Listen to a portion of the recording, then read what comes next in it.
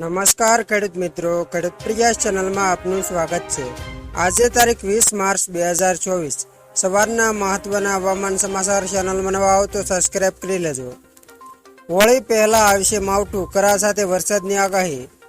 પહાડી વિસ્તારોથી મેદાની વિસ્તારોમાં હવામાનની પેટર્ન બદલાઈ રહી છે। દિવસ દરમિયાન તેજસ્વી સૂર્યપ્રકાશ જોવા મળી રહ્યો છે, જ્યારે સવારે અને સાંજે ઠંડીનો અનુભવ થઈ રહ્યો છે। હોળીનો તહેવાર પણ નજીક છે। આ દરમિયાન ફરી એકવાર હવામાનમાં પલટો આવવાનો છે। ભારતીય હવામાન વિભાગના જણાવ્યા પ્રમાણે 20 માર્ચથી પૂર્વ, મધ્ય અને નજીકના દ્વીપકલ્પના વિસ્તારોમાં વાવાઝોડા, વીજળી અને કરા સાથે હળવા વરસાદની ચેતવણી જારી કરી છે। તાજેતરમાં સક્રિય થયેલ વેસ્ટર્ન ડિસ્ટર્બન્સ પશ્ચિમ હિમાલયન ક્ષેત્રને અસર કરી શકે છે। આ પછી હવામાનમાં બદલાવ જોવા મળશે। ભારતીય હવામાન વિભાગની માહિતી અનુસાર 20 થી 25 માર્ચ સુધી પૂર્વ અને મધ્ય ભારતના કેટલાક ભાગોમાં વીજળી અને કરા સાથે વરસાદ પડશે। આ સિવાય વાવાઝોડાની પણ સંભાવના છે।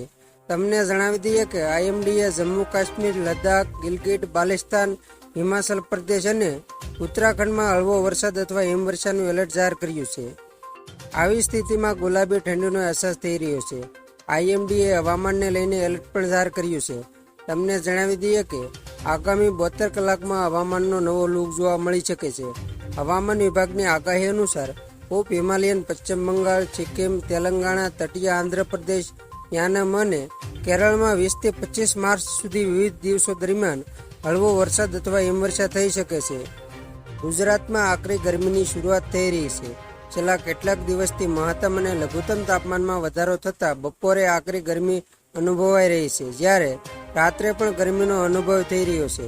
તેવામાં હવામાન વિભાગે આગાહી કરી છે કે સૌરાષ્ટ્ર અને કચ્છના દરિયાઈ વિસ્તારમાં ગરમ પવનો ફૂંકાઈ શકે છે। કચ્છ અને પોરબંદરમાં હીટવેવની શક્યતા જણાઈ રહી હોવાથી આ બંને જિલ્લાઓમાં યલો એલર્ટ જાહેર કરવામાં આવ્યું છે। આગામી 5 દિવસ એટલે કે 20 થી 24 માર્ચ દરમિયાન રાજ્યના 2 જિલ્લા કચ્છ અને પોરબંદરમાં હીટવેવની શક્યતા છે, જ્યારે 26 થી 28 માર્ચ દરમિયાન વાતાવરણમાં કોઈ મોટો ફેરફાર જોવા મળશે નહીં। તો ખેડૂત મિત્રો, આ હતા સવારના મહત્વના હવામાન સમાચાર।